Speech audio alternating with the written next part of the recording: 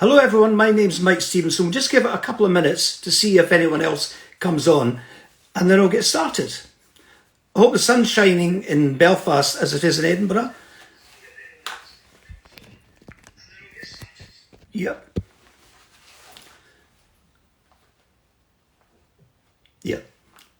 We'll just give it a couple of minutes so that we get everyone on that we possibly can, if that's okay.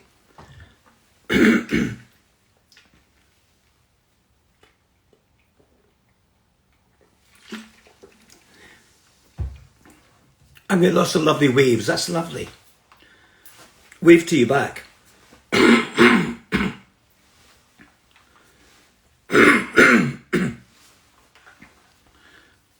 Oh, look.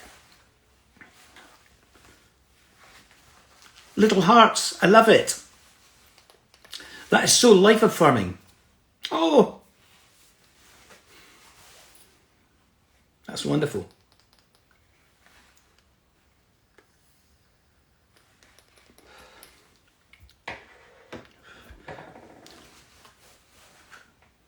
Someone else joined? Yeah.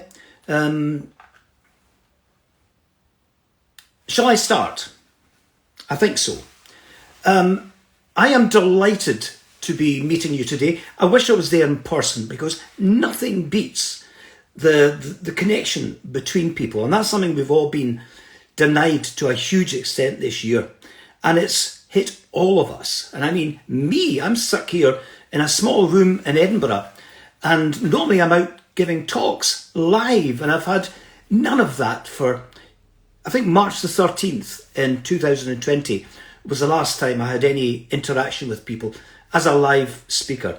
So today I'm doing something that's counterintuitive today, but I am just as passionate and my messages remain the same.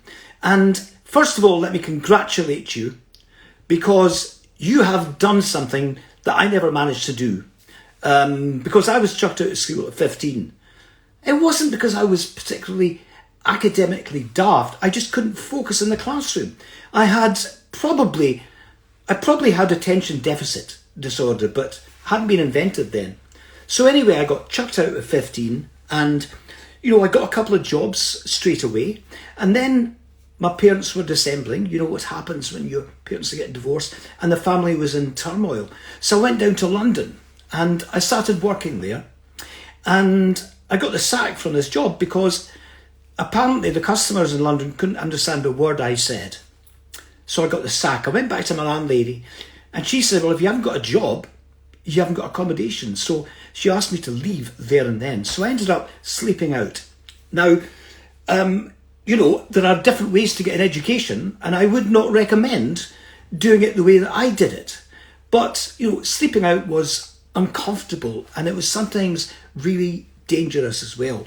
But I did learn things, and I'll tell you a couple of lessons I learnt right back then that have stayed with me for the rest of my life and actually provide the best life lessons you can possibly provide. And the first one was one night I was in Piccadilly Circus. It was really cold. It was -2. And I was huddled up in a shop doorway.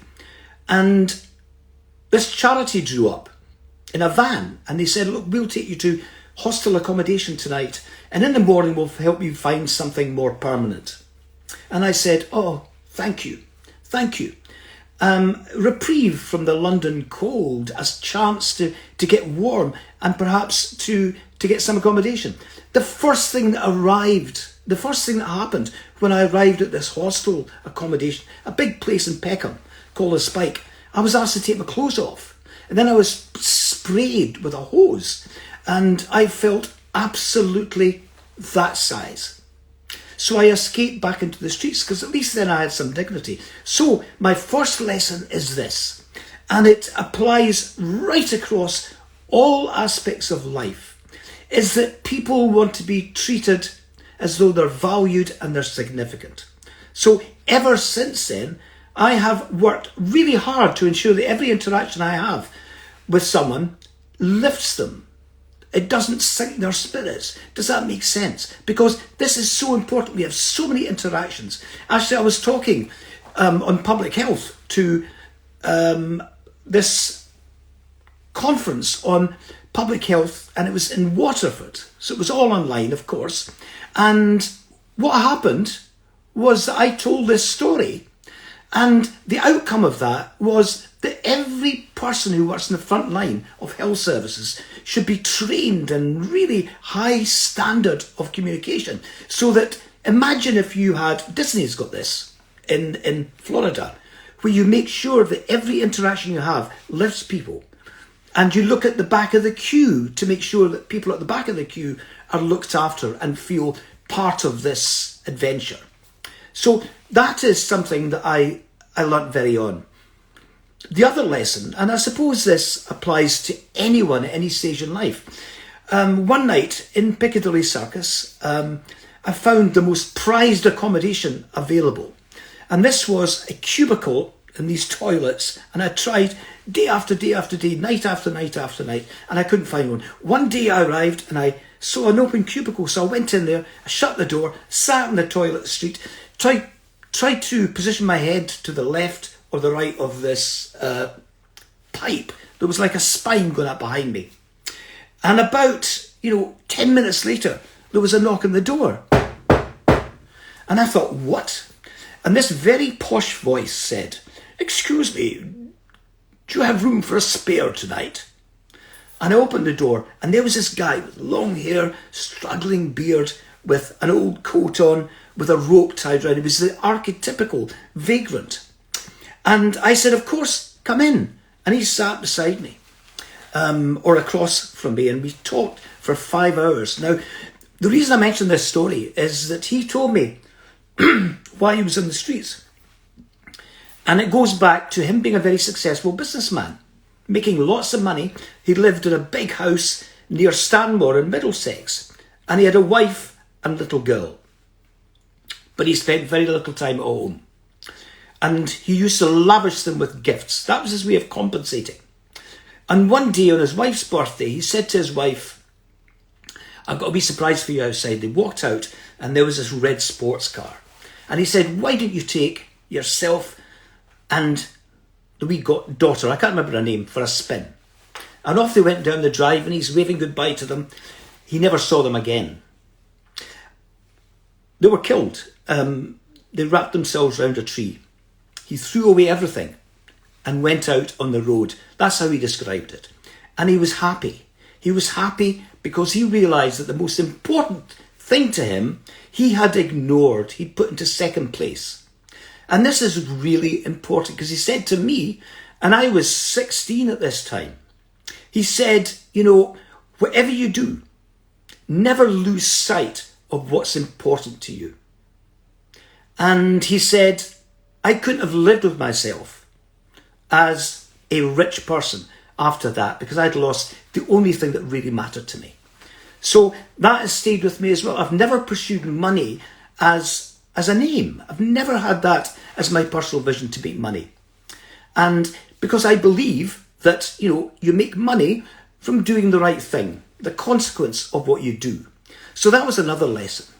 Now, I really do believe, and this may sound counterintuitive to many, I think after COVID, and this is tough, this has been a tough year, we are going to face the most exciting time in human history. Because I think what we have now and what we've learnt from this is that the priorities of the world are around climate change, are around business doing well by doing good. It's around, creating a different kind of environment in our cities. The motor cars have been given a brilliant quality of life, hasn't it? We've even built little houses for it. I'm talking about garages when people are sleeping out. So there's a huge realignment. But the opportunities emerging for people coming out of university are vast. They're absolutely vast. Think of all the things that need to be done. And that is your canvas for the future. I was talking to a girl in Ireland this morning who wanted to buy a frying pan. This is an extraordinary story. She wanted to get a frying pan during lockdown. And of course she went on, she couldn't find anywhere in Ireland. And she did not want to give her money to Amazon. I'm not dissing Amazon. I'm just saying that she wanted the money to stay in Ireland. So she is now setting up a website going around all the suppliers and saying, look, let us make sure that we sell and keep the money inside Ireland because we want to grow our economy. We want to build wealth in our community. So she's doing it now. So this was, I called it from the frying pan to the fire in her belly, actually. She never thought of that. But it's extraordinary, isn't it? Because every day you see things that don't satisfy you, or you see a space to be filled. And when you get this mindset that you have the capacity and the knowledge and the power to do something about it, life takes on a different meaning. But you know, Colonel Sanders, who set up Kentucky Fried Chicken, he took his recipe around trying to get investors. And he was 70 years old and he got 80 fails. 80 people rejected him. And the 81st said, I'll back this. It's a great idea. I love the recipe. So there you are. Things don't happen overnight. People ask me to talk about my successes. And I say, well, I first of all need to talk about my failures. I failed at school. I failed in my first 5 jobs. I then went and did some education. I did some catch-up education. And I did well. That was the first thing I'd ever succeeded in, was passing the exams at the age of 23. So that's when my life really started. But let me just tell you how I have taken a fail and turned it into a success. When you're sleeping out, you get a really sharp, difficult experience. It is something that stays with you for the rest of your life. Now you could get out of that and say, that's me out of it now. I'm going to make money. I'm going to do something for myself. 10 years later, I went for an interview for a community development worker in Edinburgh. And I had my CV written on an A4 sheet. Written because I didn't have a typewriter. This is long before, word processing and computers. So it was a handwritten CV, and he's looking at it and he said, there's not much here that tells me that you can stay in a job, that you're going in, you've got any kind of consistency, that you've got any skills to offer. And I said, look, let me just explain. I've slept out in London. Phone me there. Am I still there? Oh.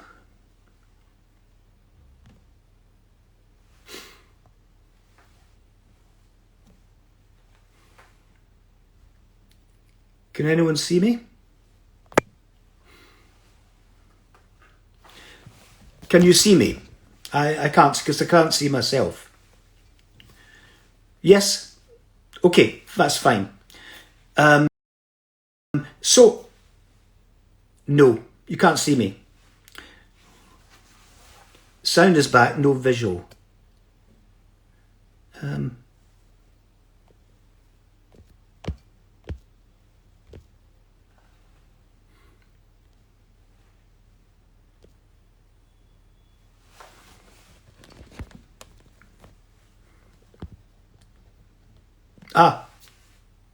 Right. Sorry about that. I'm assuming you can now see me because I can see myself. So, what was I talking about? I was talking about going for this interview. And I was asked, what do you bring to this job? Because I can see nothing that tells me that you're suitable to work with people in a position of responsibility. And I says, well, I have survived on the streets. I've learned to look after people on the very edge of existence. I've learned to entertain pedestrians in London and Dublin. But I've also learnt how to lay bricks, how to plaster walls, how to paint walls, how to do some basic joinery, because I've been in the building trade. I'd learnt all of this. I says, above all, I have learnt to turn my failure into a learning journey. I got the job. But here's the thing. One of the first things I noticed when I started in this area of Edinburgh called Leith was that no one had any inside toilets. There was no running hot water. There were no baths, there were no showers. And that's when I found out that you could set up a housing association if you got the community behind you. So I worked at that. I knocked on doors and we got this huge support from the community. And we set up a housing association. Now, here was I, just 10 years after, I was sleeping out in the streets of London. And what drove me was that experience. So it was like a catharsis to be able to do something. And we had landlords who were and this really, struck me as something I had to do. So here we are. We've got money to be able to do up these houses, to buy out the landlords, and we transformed this area. That was the way I gave back. Now, I had nothing in my toolbox, apparently, that would enable me to do that. But you know something? When you need to do something, you find a way. So after all these years of failure, I had something to talk about, something to say, I was part of this. I remember the only job that I ever felt that I was needed and valuable was this. I was working the building trade. I was a bricklayer's assistant. So I used to go up and down the scaffolding with hods with bricks in them. And I arrived one day on a fresh building site. It was start from scratch. And this big Welsh foreman, he put his arm around me. He says, "Welcome, Michael." He says, "Before you start, I want to show you something." And he took me into this hut and he showed me the plans for the building. And he said, "This is the palace you're building." Now, I suddenly felt this surge of energy because I'm building. I'm just a bit part player. But from that day on that site, I used to arrive first thing in the morning and leave at the latest possible opportunity. I was fired up. I was building a palace. And then I used to see people in the pub. Most of them worked in the civil service. And then I would arrive and I'd be full of energy. My eyes were bright. And they were slumped over the bar with their ties loosened. And they say, "Why are you so happy?" And I say, "I'm building a palace." And that was a real lesson because, we talk about what we do rather than why we're doing it. Now, the greatest lesson I have learned in my life is that we're driven not by a job. We're driven not by a title. We're driven not by the money that we earn. We're driven by this sense of purpose. And that was the first place I ever experienced that. When I was busking in Dublin, a year later, I was at the top of Grafton Street in Dublin. I was the first guitarist ever to play in Dublin on the streets. And I met Phil Lynott and Brian Downey from Thin Lizzy. They used to come and watch me. Isn't that extraordinary? So life is open to all kinds of opportunities. Things will happen. What we tend to do is we kind of close them off because we've got a very fixed idea of where we want to be. I hope so. Maybe you don't. If you don't, it doesn't matter. Things will happen. If I can explain to you that I got an MBA at the age of 43, I learned to swim at the age of 62. And I'm 70 now. I'll be 71 in a week's time, in fact. But I don't feel that age. You know why? Because life is a learning journey. It's full of opportunities and you never stop learning. But what people don't do necessarily is allow themselves to learn. Because every time you leave the house, we've got our senses. We need to keep those senses alive. If you're writing a book, the one memory, and I am writing a book at the moment, so I can understand, why authors do this. They talk about smells.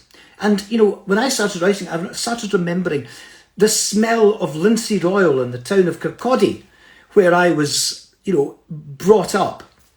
Because that was the centre of the linoleum industry in Britain. So this constant smell of linseed oil. When I moved to Edinburgh, it was a smell of yeast. It was a smell of breweries. And I think about, the patchouli oil that my first girlfriend wore. These things stay in your mind. Bakeries, when you're passing a bakery and get the smell of fresh baked bread, these senses have to be kept alive. So when you go outside, make sure you notice everything. I remember going on a tour of Edinburgh, a walking tour, and learning things I didn't know, seeing things I'd never seen, because I would pass it, multiple times. The trouble was, I didn't look up. I didn't know there was a cannonball embedded on the side of this house in the high street. I didn't know that until someone showed me it.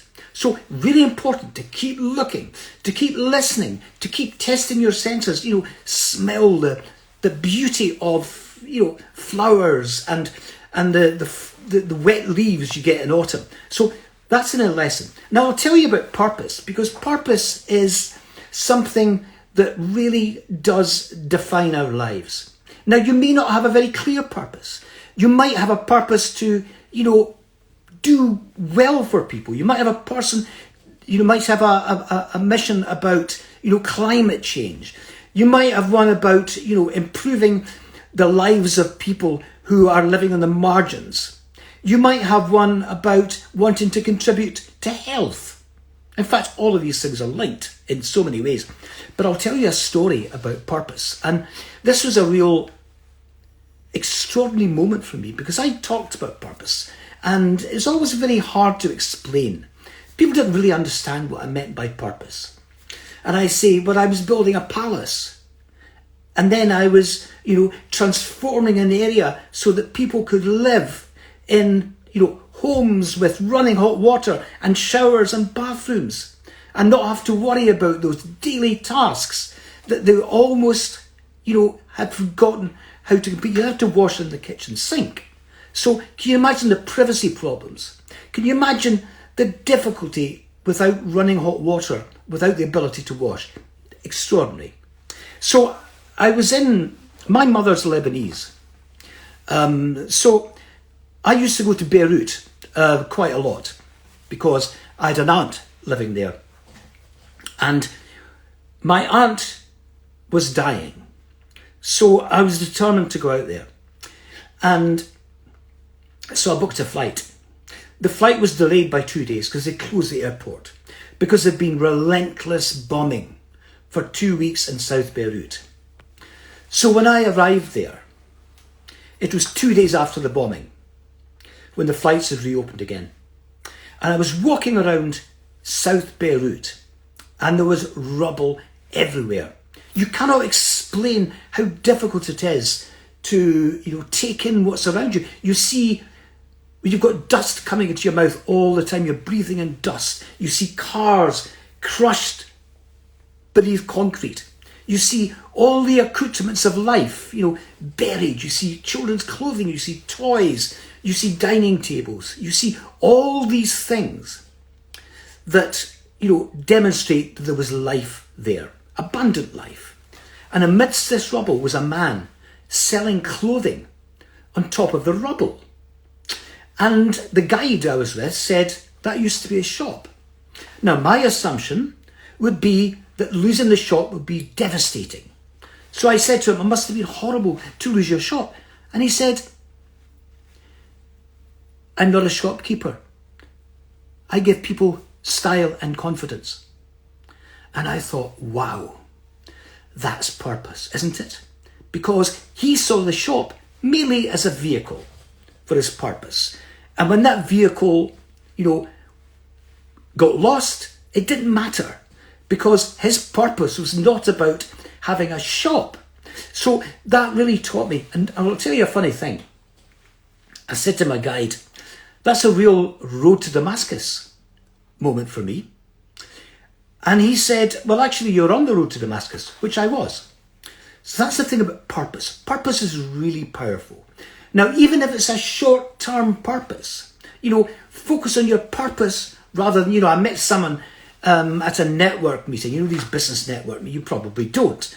But you sit around tables and then you go around the table and someone next to me said, I'm an insurance salesman.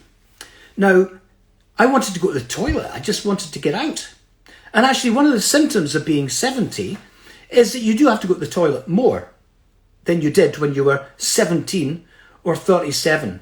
In fact, nowadays, I'm probably looking for a toilet with an ensuite bedroom.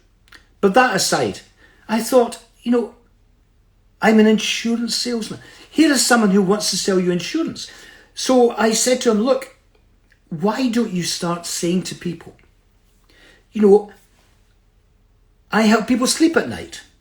And of course, they'd always ask questions, wouldn't they? He told me 3 months later that his business was doing better because he changed the narrative.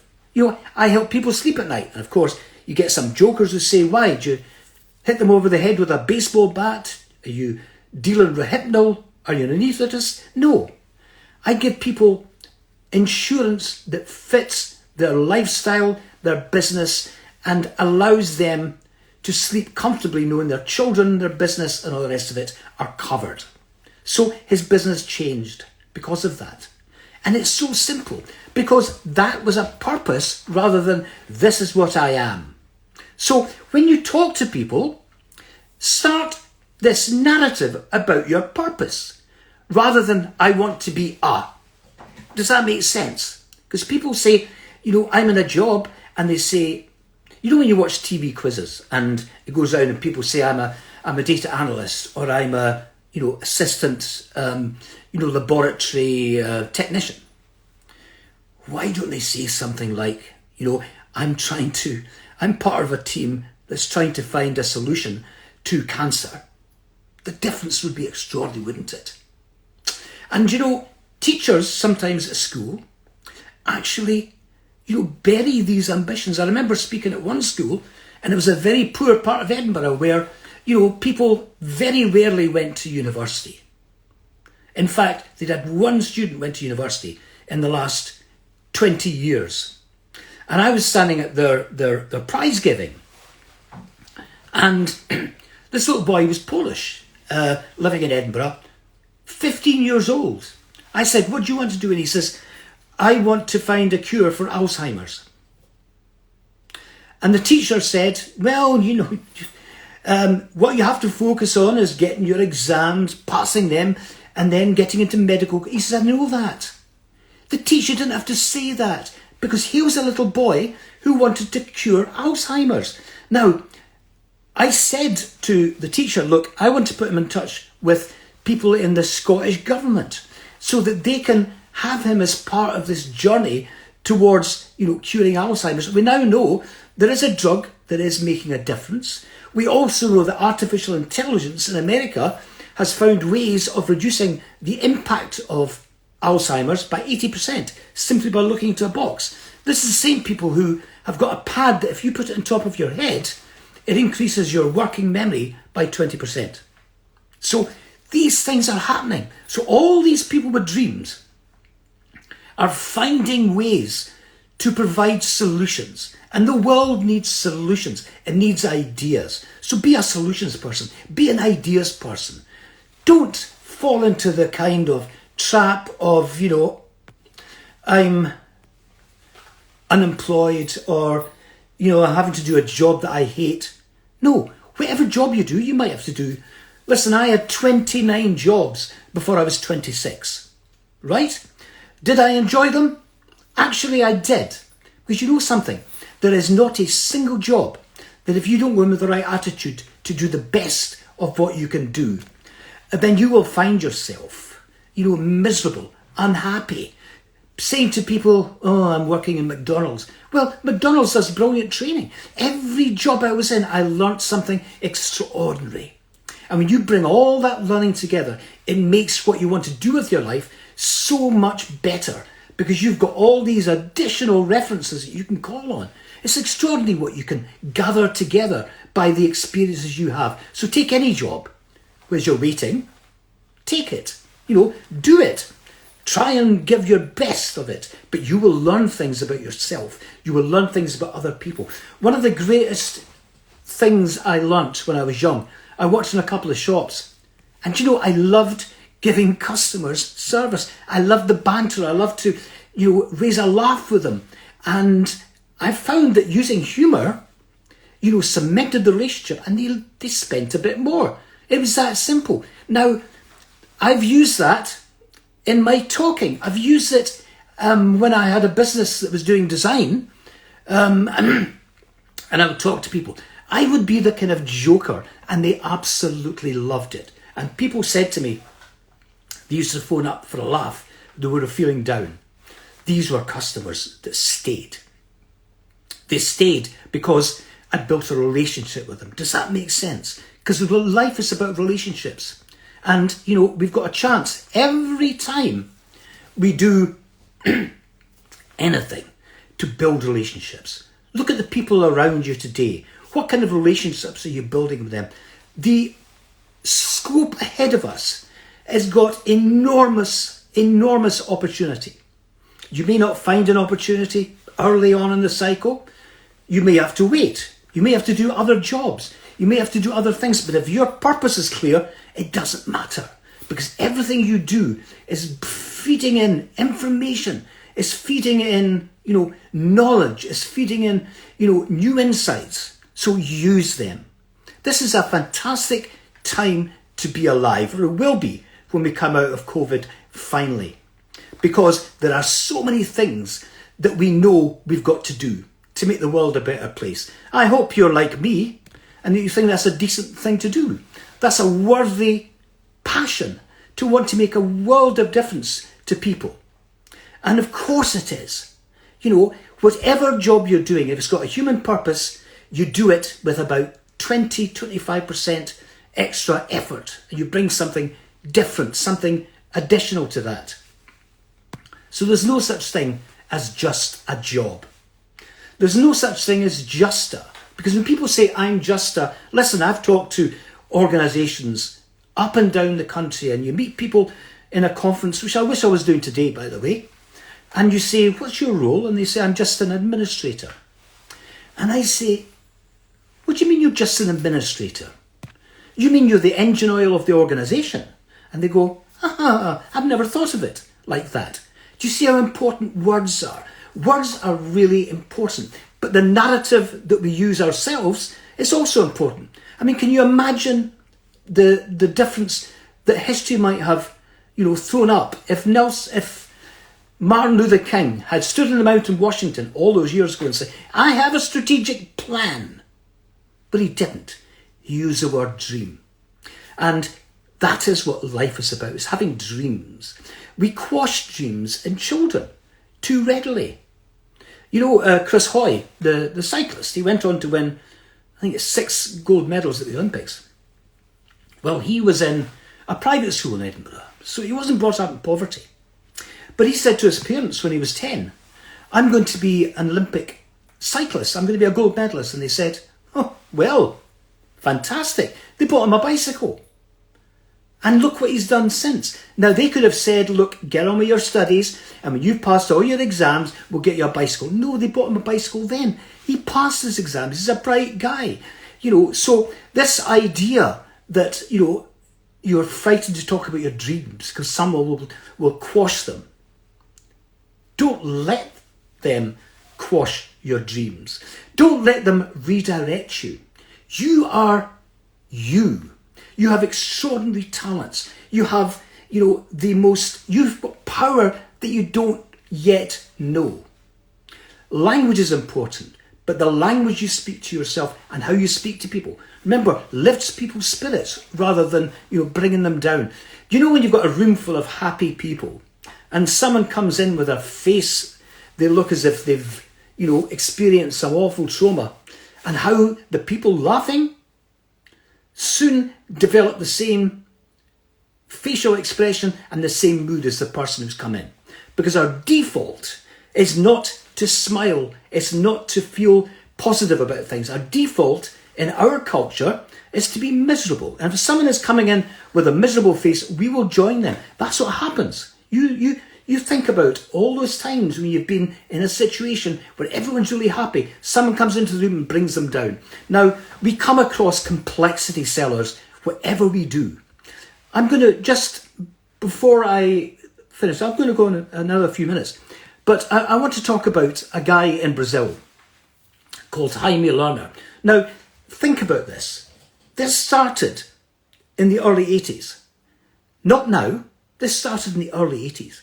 He was an architect and he had a vision of a city designed for people. Now, who could argue with that? If he'd said here we are, we've got too many cars on the road, I want to reduce the number of cars. There would have been huge opposition to that because he focused on the vision, the bigger vision. And he said, a city designed for people. Now, he was the mayor of the city at this stage. And he started making things happen. Let me tell you what he did, which showed that using a bit of imagination and being absolutely determined to achieve your vision there's a lesson here, right? Because you don't always follow the path that's been set before you. You don't form the habits, the expectations that people have laid, in this road before you. You think, can I do it? Can I achieve it without going down the road of, having to follow the same process that everyone else has done? So 2 things he did. One, he went down to meet the slum dwellers who were living on the very edge of existence in these awful slums. Their homes are washed away, every year when the rains came. And he said, I want you to recycle 100% of your waste. And of course they would go, what? Why should I be concerned about waste when, I don't know where my next meal is coming from? But he said, I will give you an exchange. I'll give you food and football tickets. And then he said, by the way, I want you to move to a place where you're safe, where you've got a nice house, and I want you to help to build those houses. So I will train you up in the skills to build houses. That city now has 64% of its lowest paid population working in the construction industry now. It's great. But he also said to his operations director, the municipality, he says, how long does it take to pedestrianize a street? And they says, 3 months, 6 months. He says, I want it done in 48 hours. Did they do it in 48 hours? Absolutely they did. And all the neighbouring shopkeepers on the Monday morning where children were not tethered to their parents, where people sitting eating sandwiches, where people were looking in the shop windows, and by the way, they were spending money. All the neighbouring shopkeepers came and said, we want some of that. They created the largest pedestrianised precinct in the world. They've got the most used, the sexiest transport system in the world. If you think that in a city of 1.2 million people, Curitiba in southern Brazil, more people travel on their public transport than do New York's on a daily basis. New York's got 8.6 million. That's a success story. But he was asked, how did you do this? You had no more budget than anyone else. He said, well, the reason is, first of all, if you take a 0 off the budget, you've got genuine creativity. Take 2 zeros off the budget, you've got sustainability. But he said you've got to beat off the complexity sellers. And that's what he's done. No one in Curitiba lives more than 400 metres away from a bus, a train, a tram. It's an extraordinarily beautiful city. He's built parks all around the city. And some of the parks have got sheep, so they don't even have to cut the grass. It's a genuine city. And, people love living there. That's what this is about. It's about you having ideas, you having the determination, but knowing that it won't happen overnight. Because setbacks are there to test us. They're not there to stop us. They're there to test us. And if you think about little children, remember when you were a toddler, you were learning to walk, you would fall about 80 times, wouldn't you? But children, as soon as they fall, they get up again.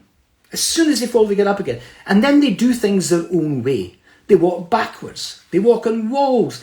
They avoid the cracks in the pavements. Where has that gone? Bring it back. Bring it back today. You have to bring that child back in you. Children do not see barriers. Children do not, get depressed about things that we get depressed about. I was doing a campaign to encourage people to drink less in West Lothian in Scotland. And do you know who I chose to design the campaign? 9 and 10-year-olds.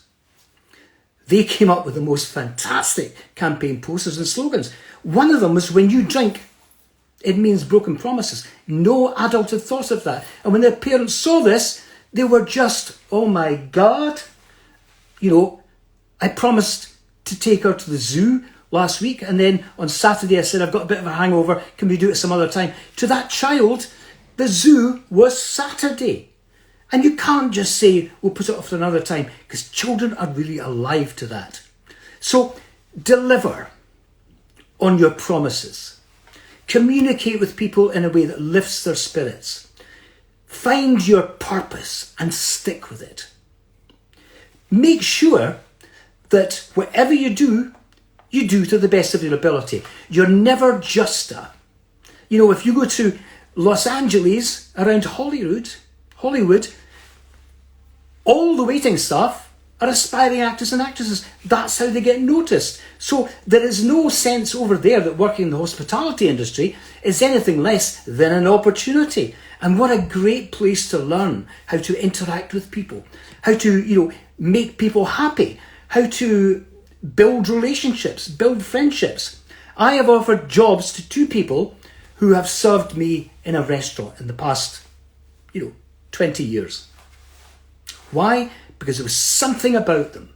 I didn't know what the qualifications were. There was something about them. It's a brilliant place to get noticed. So, setbacks are there to test us.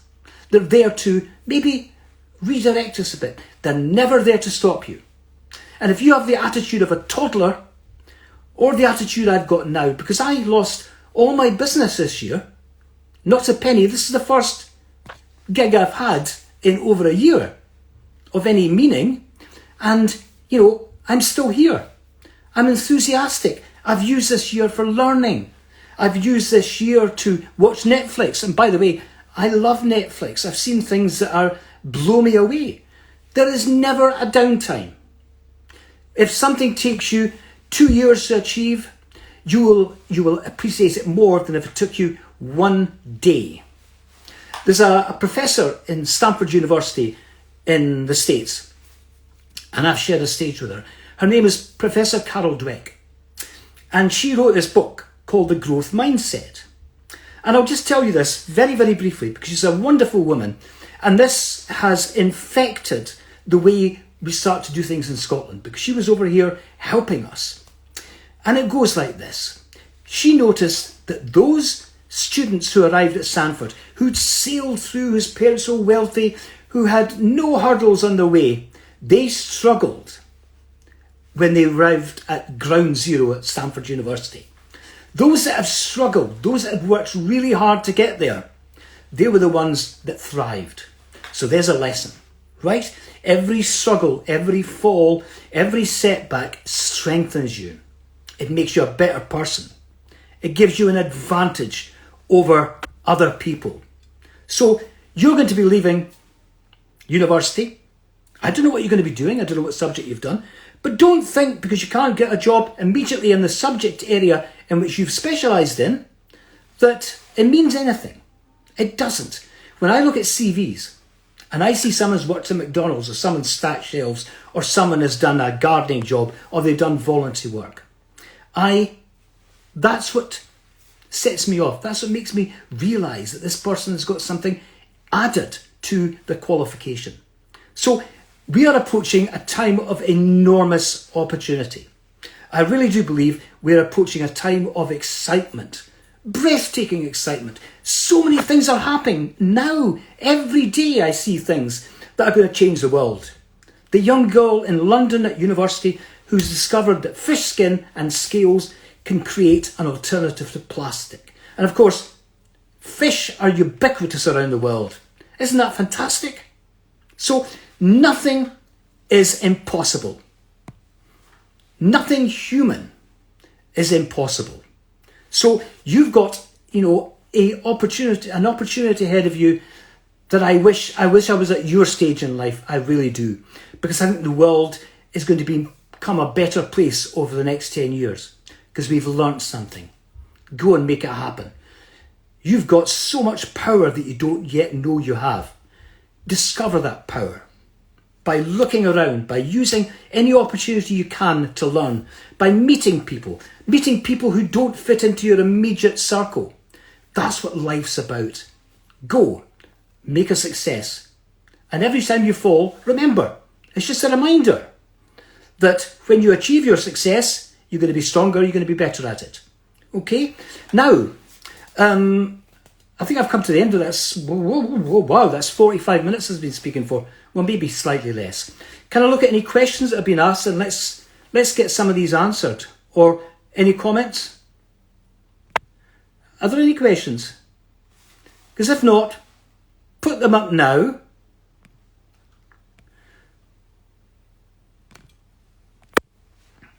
Amazing talk. You are truly inspired. Oh, new ways to think and do. Thank you very much. Sass, thank you so much. That means a lot. Mina, thank you so much. I really appreciate that. But if there's anything you want to ask, now's the time to do it, because I'm here for you. I'm here for all of you. And I wish I was there with you. Thank you so much. Thank you. I'm getting some nice comments. Oh, have I got a question here? How do you stay positive? Right, that's a very, very good question, because, I am like everyone else. I have down times. But the thing I've learnt is that even if I'm feeling down, if I meet someone else, I don't want them to be affected by my downness. Does that make sense? I can be positive in public at any time of my life. And I've had depression. I've had, quite serious depression. I tried to take my life twice in my younger years. My God, I was told by a doctor when I was 17 that I wouldn't live till 22. So here I am, 70, approaching 71. I know how to be positive around other people, right? But you also have to keep telling yourself to be positive. You have to keep thinking about what can be done rather than what is not available. So, I've learnt a lot through this year. Less money coming in. I now do mean cabbage steaks. I'm eating far less meat. I can't afford it. I've learnt to do things with vegetables I didn't think were possible. And I mean that in the nicest possible way. Because, every adversity gives you new skills. Does that make sense? And it provides new opportunities. So I stay positive because I have got this one philosophy, which I taught myself when I was sleeping out, was the best is yet to come. Embed that. Take that into your mind. The best is yet to come. Now, I'm still saying that when other people have retired. So many people have left. They've said, oh, I've done my bit. I've done my bit. Well, I haven't done my bit. I've still got so much to give. And why shouldn't I, at the age of 70, approaching 71, do something? Any other questions? And people are just joining. What a shame. Dasha, you've just joined. You've just missed it, but I think you'll see it on record. Okay? Please, anything you want to ask me, any comments you want to make, now is the time to do it. I wish I was there with you, and I'm hoping to come to Queen's University at some stage. I hope that the university will invite me at some stage. The best is yet to come. Absolutely. That is the best philosophy I have used in my life. And it is a philosophy. Because it's about, never think your best days are behind you. When people say to young people, these are the best days of your life, it's utter crap. The best days of your life are to come. We say to children, or teenagers who are spotty, they can't get a girlfriend or a boyfriend, they're being bullied at school, and they're miserable, they're getting bullied online. We say, these are the best days of your life. In other words, it's going to go downhill from now on. That's a tradition we've got to stop. Don't tell young people these are the best days of your life. They're still to come. Believe that. This is an extraordinary time for you. Make sure that you use whatever time is coming over the next many years. Use every moment of it to nurture your mind, to enjoy, to feed your senses, to never think that what you haven't achieved is significant, because my philosophy is not yet. Yes. Listen, I come from an era before This is how important is it to reconnect with people in person when we can, rather than on our phones. Yes. Look, I can only say that before, when I was growing up, it's going back a bit, isn't it? We had a small black and white telly from the age of 11 for me. So I'd never seen a telly before I was 11. And then, of course, I didn't see a telly for, 13 years after I left home. We got a telephone when I was about 9. One of those old Bakelite telephones. So what we used to do was go around and knock on someone's door.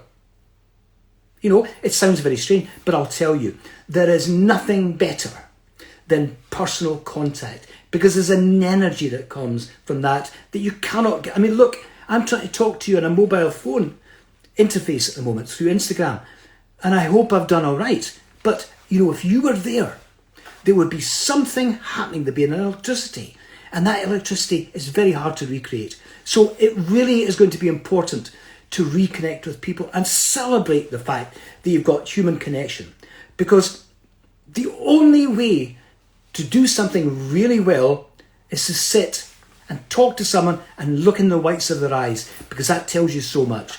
And I'm sure after, this experience, people will now realise how important human connection is. So always choose to meet someone in person and talk to them in person. When you see people, ending relationships on text. I mean, I can't believe that. Imagine getting a text that says that you've just lost your relationship. That's not human. It just doesn't fit.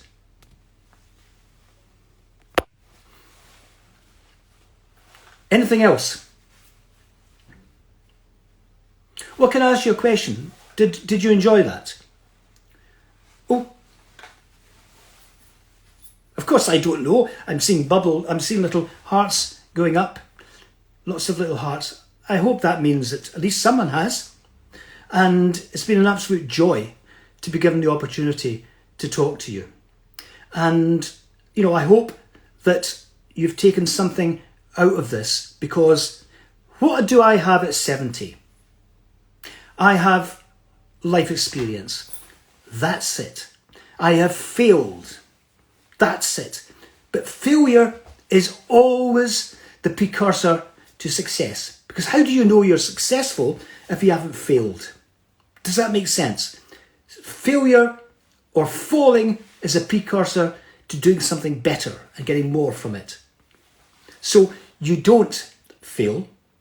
You just have, look, the best people have had multiple fails.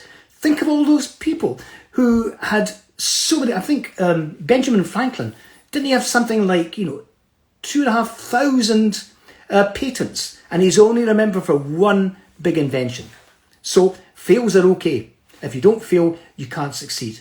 And if you don't fail, you become arrogant.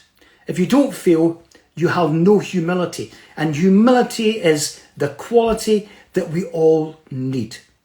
No one likes someone who believes they're impenetrable. There's a few politicians around who are a bit like that. But there you are. I'm not going to go into politics. But sometimes I wish I had gone into politics. Because when people say all politicians are the same, it's absolute rubbish. They're not. Some are arrogant. Some haven't lived a life and that allows them to relate to people. Others have lived a life and they've gone into politics. They make the best politicians. Hands down. So everything that you're going to learn over the next few years is of diamond quality. Use it. Thank you so much for listening. And I do hope to meet you. My name's Mike Stevenson. You can see me on LinkedIn or on Twitter. Please keep connecting, because I do put things up regularly just to remind people of those little nuggets that I've learnt through my life. So thank you so much for being here. Okay? And I hope to see you in Belfast sometime. Bye for now. Thank you.